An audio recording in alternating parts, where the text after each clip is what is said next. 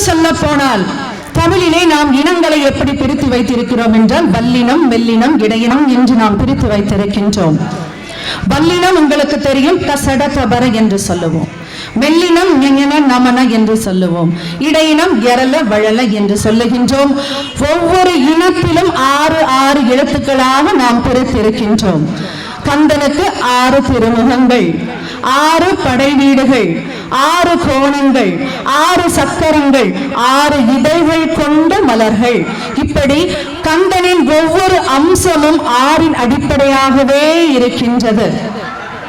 இல்லை என்றால் 6 பெருக்கமாக இருக்கும். கந்த பெருமானுடைய மந்திரமாகிய சரவண பவ என்னும் அந்த மந்திரமும் 6 எழுத்து மந்திரம்தான். சுட்ட திருநீர் எடுத்து தொட்ட கையில் வேல் எடுத்து தோகைமையில் வேலமர்ந்த சுந்தரம் அந்த கட்டழகு கொண்டதொரு கந்தவடி வேலவனை சாற்றுவது 6 எழுத்து மந்திரம். ஆக முருகனின் அம்சமாக அத்துணையும் 6 அடிப்படையிலேயே இருக்கின்றது. இதன் அடிப்படையில் தான் தமிழிலே வல்லினம், மெல்லினம், இடையினம் என்று நாம் பிரித்து வைத்திருக்கின்றோம். இன்னும் இந்த தமிழ் என்ற வார்த்தையை நீங்கள் எடுத்துக்கொண்டால் ஒவ்வொரு வார்த்தையும் ஒவ்வொரு இனத்திலிருந்து வரும். தா, மீ, எள் இந்த 3 எழுத்துக்களும் 3 இனத்திலிருந்து எடுக்கப்பட்ட எழுத்துக்கள். அதே போல முருக என்ற வார்த்தையும் 3 இனங்களிலும் இருந்து எடுக்கப்பட்ட வார்த்தைகள். இன்னும் உயிரும் மெய்யும் தனித்திருந்தால் தமிழில் பொருள் வராது. உயிரும் மெய்யும் தனித்து இயங்காது தமிழில். அதுபோல இங்கு இருக்கக்கூடிய உயிரும் நாடே, மெய்யும் நாடே, உயிர் மெய்யும் நாடே, இயக்குவதும் நாடே, இயங்குவதும் நாடே என்ற பொருளில் தான் முருகன் என்ற திருநாமத்தை தனக்காக வைத்துக் கொண்டிருக்கின்றார் கந்த பெருமான். முருக என்பதை நீங்கள் பிரித்து பார்த்தீர்கள் என்று சொன்னால் இம் கூட்டல் உ, இர் கூட்டல் உ, இக் கூட்டல் உ என்று பிரிக்கலாம். ஆக ஒவ்வொன்றுமே உயிரும் மெய்யுமாக, உயிரும் மெய்யுமாக, உயிரும் மெய்யுமாக இணைந்திருக்கும். ஆக தமிழ் மொழி வேறல்ல, முருகப்பெருமானும் வேறல்ல. இன்னும் சொல்ல போனால் ஓம் என்ற பிரணவ மந்திரத்தை எடுத்துக்கொண்டால் தினமும் இந்த ஓம் என்ற மந்திரத்தை நாம் சொல்லினோம் என்றால் நம்முடைய மூச்சு காற்று உடல் உறுப்புகளில் முறையாக சென்று முறையாக வெளிவரும் என்று அறிவியல் அறிஞர்கள் இன்று கண்டுபிடித்திருக்கின்றார்கள். எதையுமே அறிவியல் பூர்வமாக சொன்னால்தான் நாம் நம்புவோம் என்று இன்று அந்த ஓம் என்னும் பிரணவ மந்திரம் என்பது பிராணாயாம பயிற்சி என்று கண்டுபிடிக்கப்பட்டிருக்கின்றது. இன்று தமிழிலே அம்மா, அப்பா என்று நாம் சொல்லுகின்றோம். எத்தனை பேர் வீட்டுல அம்மா அப்பான்னு சொல்றாங்கன்னு தெரியல. இன்னைக்கெல்லாம் அம்மா அப்பான்னு யார் வீட்லயும் சொல்றது இல்ல, மம்மி டாடின்னு தான் சொல்றாங்க. மம்மி என்பதற்கு பொருள் தெரிந்தாலும் வீட்டிலே மம்மி டாடி என்று தான் சொல்லுகிறார்கள். கிரேக்கத்திலே அவர்களுடைய வரலாறை அறிய வேண்டும் என்றால் மம்மியை தோண்டி எடுத்து பார்க்க வேண்டும். ஆனால் தமிழ் மொழியின் தமிழர்களின் வரலாறை தெரிந்து கொள்ள வேண்டும் என்றால் கந்த பெருமானை படித்தாலே போதும். இப்படி ஆகையினால் வீட்டில் இனி யாரோ குழந்தைகளை மம்மி டாடி என்று சொல்ல வைக்காதீர்கள். மம்மி என்பதன் பொருள் உங்களுக்கு நிச்சயம் புரிந்திருக்கும். ஆகையினால் வீட்டில் இனிமேல் மம்மி டாடி என்று சொல்ல வைக்காதீர்கள். அம்மா அப்பா என்று சொல்லும் பொழுது உட்செல்லக்கூடிய மூச்சு காற்று ஒவ்வொரு உறுப்புகளையும் முறையாக தொட்டு வெளியே வருகிறது என்று கண்டுபிடித்திருக்கிறார்கள். ஆகவே அம்மா அப்பா என்று சொல்லிக் கொடுப்போம் இன்றைய குழந்தைகளுக்கு. ஓம் என்னும் பிரணவ மந்திரத்தை கந்த பெருமான் தன்னுடைய தந்தை உபதேசித்த ஒரே மொழி தமிழ் மொழி. அதாவது கொன்றை செடையார்க்கு ஒன்றை தெரிய கொஞ்ச தமிழில் பகர்வோனே என்கிறார் அருணகிரிநாதர். சிவபெருமானுக்கு ஓம் என்னும் பிரணவ மந்திரத்தின் பொருளை கந்த பெருமான் உபதேசித்தது தமிழ் மொழியில். தெய்வமே பேசி இருக்கின்றது இந்த தமிழ் மொழியில். ஆகவே தமிழ் மொழி என்பது தெய்வ மொழி என்று அழைக்கப்படுகின்றது. மிக சுருக்கமாக சொல்லலாம், இறைவனை அடைய விரும்புகிறீர்களா? நீங்கள் இறைவனை உணர வேண்டுமா? தமிழ் மட்டும் தெரிந்தால் போதும். தமிழ் மட்டும் தெரிந்த ஒருவனால் நிச்சயமாக தெய்வத்தை உணர முடியும் என்பதால் தான் இத்துணை விஷயங்களையும் நான் உங்களுக்கு சொல்லுகின்றேன். தமிழுக்கும் முருகனுக்கும் உள்ள தொடர்பை பற்றி பேசிக்கொண்டு போனால் பேசிக்கொண்டே இருக்கலாம். இவ்வளவு விஷயங்களை தாண்டி இன்னும் நிறைய விஷயங்களை சொல்லலாம். தமிழ் இலக்கியங்களை எடுத்துக்கொள்ளலாம், தமிழ் இலக்கணத்தையும் எடுத்துக்கொள்ளலாம். தமிழில் உள்ள அத்துணை எழுத்துக்களையும் முருகப்பெருமானுடன் தொடர்பு படுத்தி பார்க்க முடியும்.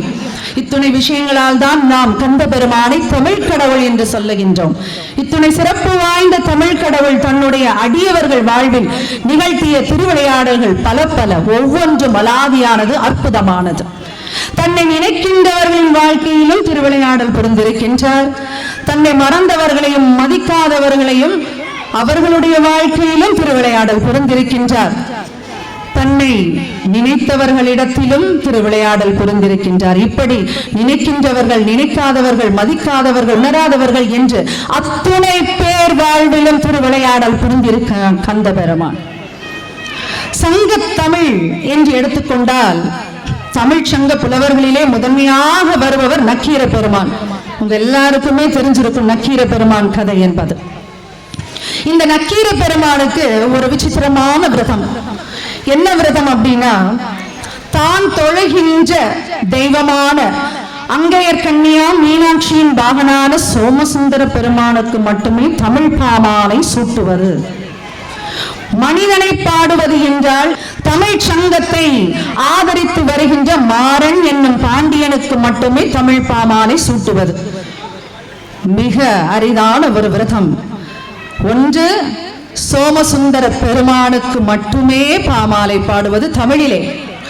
அதுபோல மானுடனை பாடுவது என்றால் தமிழ் சங்கத்தை ஆதரித்து வருகின்ற மாறன் என்னும் பாண்டியனுக்கு மட்டுமே பாடுவேன் என்ற ஒரு பிடிவாதமான விரதம் இருக்கிறார். அதாவது விதிக்கு தகுந்த மதிதானே இருக்கும். செந்தமிழ் கடவுளை பாடாத ஒரு நாவும் நாவாகுமா? திருக்குமரனை வணங்காதோர் வாழ்க்கையிலே வருகின்ற கொடுமையான வருங்காலத்தை உணர்வார்களா? உணர மாட்டார்கள். அப்படி நக்கீரன் உணரவில்லை. பிரம்மனை குட்டி அடக்கிய செட்டிக்கு நக்கீரனை அடக்குவது என்பது பெருங்காரியமாக இருந்திருக்குமா?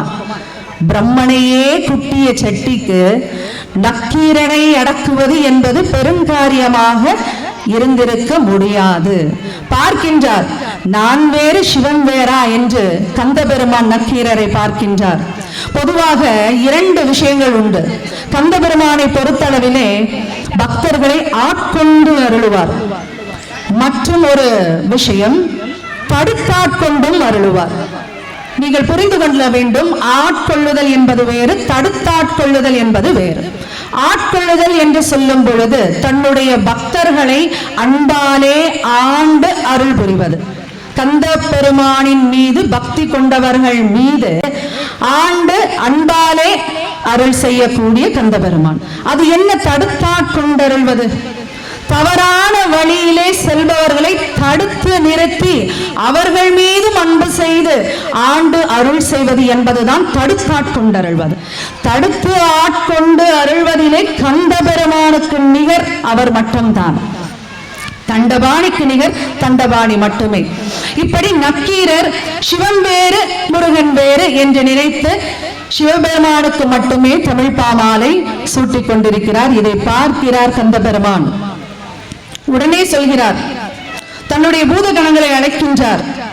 அழைத்து, பூத வீரர்களே, இந்த மூடனாகிய நக்கீரன் தினமும் எங்கிருந்து வரான்னு பார்த்தீங்கன்னா மதுரையிலே இருந்து நம் இருக்கக்கூடிய திருப்பரங்குன்றத்திற்கு வந்து இங்கே மலர்களால் அலங்கரிக்கப்பட்ட இந்த சரவண பொய்கையிலே தினமும் குளித்துவிட்டு எம்மை தரிசனம் செய்யாமல் மதுரையில் இருக்கக்கூடிய சோமசுந்தர பெருமானை போய் தரிசிக்கின்றானே, எவ்வளவு பெரிய மூடன்! நான் வேறு சிவன் வேறா?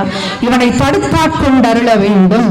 ஆகையினால் என்ன பண்ணுங்கன்னா, இந்த நக்கீரரை பிடித்து நம்முடைய கோயிலுக்கு முன்பக்கத்திலே இருக்கக்கூடிய குகைக்குள் அடைத்து வாசலை மூடிவிடுங்கள் என்று பணிக்கின்றார். உடனே பூதகணங்கள் நக்கீர பெருமானிடம் செல்கின்றன. ஒரு நாள் நக்கீர பெருமான் அந்த சரவண பொய்கை அருகிலே இருந்து சிவபூஜை செய்து கொண்டிருக்கின்றார். நக்கீரரின் தபோ வலிமையை பார்த்து இந்த பூதகணங்கள் பயந்து ஒதுங்கி நிற்கின்றன. அவ்வளவு தப வலிமை உள்ளவர் நக்கீர பெருமான். ரொம்ப பயமா இருக்கு இந்த பூதங்களுக்கு. அதனால ஒரு உபாயம் செய்கின்றது. என்ன உபாயம் என்றால், பக்கத்திலே ஒரு அரச மரம் இருக்கின்றது. அந்த அரச மரத்தின் இலையை கீழே விழச் செய்கின்றது அந்த பூதகணங்கள். அந்த விழுகின்ற அந்த இலையானது அந்த நீரின் அருகிலே விழுகின்றது. விழுகின்ற அந்த அரச இலை பாதி தண்ணீரிலும் மீதி கரையிலுமாக விழுகின்றது. நீரில் விழுந்த அந்த இலையின் பாகம் மீனாக மாறுகின்றது. மேல் இருக்கக்கூடிய பாகம் பறவையாக மாறுகின்றது. இதை பார்க்கிறார் நக்கீரர். என்ன அதிசயம் இது! ஒரு அரச இலை மரத்தில் இருந்து விழுந்து அந்த கரையிலே விழுகின்றது. நீரில் இருக்கக்கூடியது மீனாக மாறுகின்றது, கரையில் இருக்கக்கூடியது பறவையாக மாறுகின்றது என்று அதிசயத்தவாறே பார்க்கின்றார். பார்த்து கொண்டு இருக்கும் பொழுதே இந்த மீனானது தண்ணீருக்குள் அந்த பறவையை இழுக்கின்றது, பறவையானது மீனை மேலே இழுக்கின்றது. இரண்டும் போராடி கொண்டிருக்கின்றது. இதை பார்த்து கொண்டே இருக்கிறார் நக்கீரர். ஐயோ பாவம் என்று சொல்லி அருகே சென்று பார்க்கின்றார். அந்த இரண்டு மீனும் பறவையும் இணைந்திருக்கின்ற நரம்பை பார்க்கின்றார். இந்த நரம்பை கிள்ளிவிட்டால் இந்த பறவை பறந்துவிடும், மீனும் உள்ளே சென்றுவிடும் என்று கருதி அந்த நரம்பை கிள்ளி விடுகின்றார். அந்தோ பரிதாபம்! மீனால் நீருக்குள் செல்லவும் முடியவில்லை, பறவையால் பறந்து செல்லவும் முடியவில்லை. இரண்டுமே குருதி கக்கி அந்த இடத்துல இறந்து விடுகின்றன. இதை பார்த்துட்டே இருக்காங்க. இதுக்காகத்தானே பூதகணங்கள் அங்கே காத்து கொண்டிருக்கின்றன. தவத்தை செய்கிறவர்கள் தவத்தை மட்டும் தானே செய்ய வேண்டும். கவனம் சிதறும் பொழுது அங்கே பூதகணங்கள் வந்துவிட்டன. வந்து பாசக்கயிற்றை கொண்டு அவரை கட்டி இழுத்து கொண்டு முன்பக்கத்தில் இருக்கக்கூடிய குகையிலே கொண்டு அடைக்கின்றன. அவ்வளவுதான். நொந்து போகின்றார் நக்கீர புலவர். சில காலம் அங்கேயே வாழ்கின்றார். ஒரு நாள் அவருடைய மனத்தில் ஒரு எண்ணம், மயிலேறும் கந்தனுக்கு தமிழ் பாமாலை சூட்டாத காரணத்தினாலோ இந்த குகையில் வந்து அடைபட்டு கிடக்கின்றோம் என்ற ஒரு எண்ணம் எழுகின்றது. அன்று இரவு தூங்குகின்றார். தூக்கத்திலே கந்த பெருமான் வருகின்றார். மகனே கலங்காதே, நான் விரைவில் வருவேன் உன்னை விடுவிக்க. எப்படி இருந்திருக்கும் நக்கீரருக்கு! அதுவரையிலே ஒரு பாமாலை கூட பாடாத நக்கீரரை கனவிலே வந்து நான் உன்னை காப்பாற்றுவேன் என்று கந்த பெருமான் சொல்லுகின்றார். அவ்வளவுதான். அதற்கப்புறமா பாடிய பாடல்களைத்தான் இன்று நாம் திருமுருகாற்றுப்படையாக பாடிக்கொண்டிருக்கின்றோம். நக்கீரர் பாடிய திருமுருகாற்றுப்படை இப்படி தோன்றியதுதான். சிறிது காலத்திலேயே முருகன் அங்கு வருகின்றார். தன்னுடைய வேளாலே அந்த பாறையை எரிந்து பிளக்கின்றார். பிளந்து நக்கீரரை வெளிக்கொண்டு தடுத்தாட்கொண்டருகின்றார். இந்த பாறைக்கு இன்னைக்கும் வேலரி பாறை என்று பெயர். இன்னைக்கு வேலரி பாறை என்றுதான் அந்த பாறையை அழைக்கின்றார்கள். இப்படி திருமுருகாற்றுப்படை என்னும் அருமையான தமிழ் நூலை தமிழுக்கு வழங்கிய கருணையுடையவர் கந்த பெருமான். நக்கீரரை கொண்டு நமக்காக படைத்து அருளினார் கந்த பெருமான். அதாவது இந்த நூலுக்கு பெயர் திருமுருகாற்றுப்படை என்ற பெயர். சங்க இலக்கியங்களை இரண்டு வகையாக பிரிப்பார்கள், 10 பாட்டு 8 தொகை என்று. இதில் 10 பாட்டில் முதல் நூலாக வருவது இந்த திருமுருகாற்றுப்படை.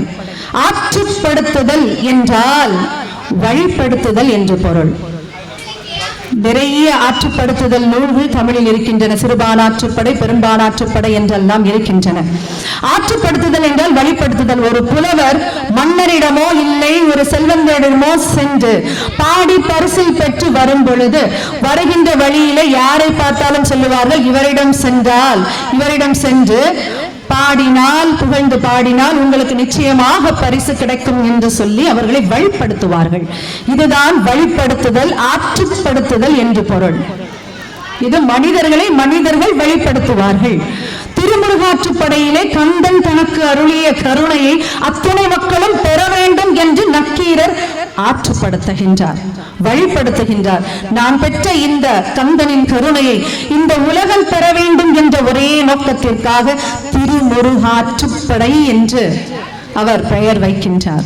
இந்த திருமுருகாற்றுப்படை தான் சங்க இலக்கியங்களில் இருக்கக்கூடிய அத்துணை நூல்களுக்கும் கடவுள் வாழ்த்தாக அமைந்திருக்கிறது என்றால் அது மிக இல்லை. இதுதான் திருமுருகாற்றுப்படை என்னும் ஒரு அழகான தமிழ் நூலை கந்த பிரான் நமக்கு அருளிய ஒரு அழகான திருவிளையாடல். இன்னும் பல திருவிளையாடல்கள் நிகழ்த்தினார் கந்த பெருமான். இதே போல நக்கீரர் போலவே இன்னும் ஒருத்தர் இருந்தார். துறையூரை சேர்ந்தவர், சோழ மண்டலத்தை சேர்ந்த துறையூர் என்னும் ஊரை சேர்ந்தவர். அவருடைய பெயர் அம்பலத்தரசன். அவருடைய இயற்பெயர் அம்பலத்தரசன். ஆனா அந்த ஊர்ல எல்லாரும் அவரை எப்படி கூப்பிடுவார்கள் என்றால் பொய்யாமொழி புலவர் என்று கூப்பிடுவார்கள். இந்த பொய்யாமொழி புலவருக்கு ஒரு ஆணவ செருக்கு இருந்தது. பக்தியிலே ஆணவம் இருந்தது. எதிலையுமே ஆணவம் இருக்கக்கூடாது. ஆணவம் என்பது இருக்கவே கூடாது, அதிலும் பக்தியிலும் இருக்கக்கூடாது. வாரியார் சுவாமிகள் ரொம்ப ஒரு அழகான கதை சொல்லுவார். பக்தியிலும் ஆணவம் இருக்கக்கூடாது என்பதற்கு ஒரு கோயில் யானை கோயிலுக்கு போயிட்டு இருக்கு. போகும்போது பார்த்தீங்கன்னா அழகாக திருநீரிட்டு தன்னுடைய ஒரு நண்பன் யானையும் அழைத்து கொண்டே போகும். போற வழியில பார்த்தீங்கன்னா ஒரு ஒற்றையடி பாதை. அந்த ஒற்றையடி பாதையில ஒருத்தர் போனா ஒருத்தர் வர முடியாது. இந்த கோயில் யானைக்கு எதிர்த்தாப்புல பார்த்தீங்கன்னா ஒரு பன்றி வருகின்றது. சேரும் சகதியுமாக உள்ள ஒரு பன்றி வருகிறது. இதை பார்த்தவுடன் இந்த யானை என்ன செய்கிறது என்றால் ஒதுங்கி நிற்கின்றது. ஒதுங்கி நிற்பதை இந்த பன்றி பார்க்கின்றது. இவ்வளவு பெரிய யானை என்னை பார்த்து ஒதுங்கி நிற்கின்றது என்று ஒரு பரிகாசம் செய்கின்றது, கேலி செய்கின்றது இந்த யானையை. இந்த யானையும் அதை கண்டுகொள்ளவே இல்லை. அந்த பன்றி அந்த வழியை சென்று பிறகுதான் இந்த யானை அந்த இடத்தை கடக்கின்றது. அப்பொழுது கூட இருந்து செல்ல அந்த நண்பன் யானை கேட்குது, இவ்வளவு பெரிய யானையா இருக்கிறிய, ஒரு பன்றியை பார்த்தா பயந்து விட்டாய் என்று கேட்கும் பொழுது யானை சொல்லுது, நான் போறது கோயிலுக்கு. அந்த பன்றியின் மேல் சேரும் சகதியுமாக இருந்தது. ஒரே ஒரு மிதி மிதித்து விட்டேன் என்றால் நசுங்கிவிடும். ஆனால் அதை நான் செய்ய விரும்பவில்லை. ஏனென்றால் என்னுடைய நோக்கம் கோயிலுக்கு செல்வது, அவ்வளவுதான். அது ஆணவத்திலே செல்கின்றது. நான் அப்படி அல்ல. என்னுடைய நோக்கம் கோயிலுக்கு சென்று கடவுளை வணங்குவது மட்டும்தான். ஆகையினால் நான் ஒதுங்கி வந்தேன் என்று சொல்லிச்சான் இந்த கோயில் யானை. இப்படித்தான் ஆணவம் பிடித்தவர்களிடமிருந்து நாம் விலகி கொள்ள வேண்டும் என்று வாரியார் சுவாமிகள் மிக அழகாக சொல்லுவார். ஆணவம் இருக்கக்கூடிய இடத்திலும் பிரச்சனை தான், ஆணவக்காரர்களோடு இருந்தாலும் பிரச்சனை தான். ஆக இந்த பொய்யாமொழி புலவர் என்பவர் துறையூர் மண்டலத்தை சார்ந்தவர், மிகவும் ஆணவமாக இருக்கின்றார். எந்த ஆணவம், எப்படிப்பட்ட ஆணவம் என்றால், தான் வணங்குகின்ற சிவபெருமானை தவிர ஒருவரையும் பாடமாட்டேன் என்று, ஒருவரையும் மனிதனையும் பாடமாட்டேன் என்று இருமாப்புடன் இருக்கின்றார். ஆணவ அழுக்கடைந்து விட்டாலே அந்த ஆவியை விளக்கி அனுபூதி வழங்கக்கூடிய கடவுள் கந்த பெருமான். ஒரு பார்க்கின்றார்.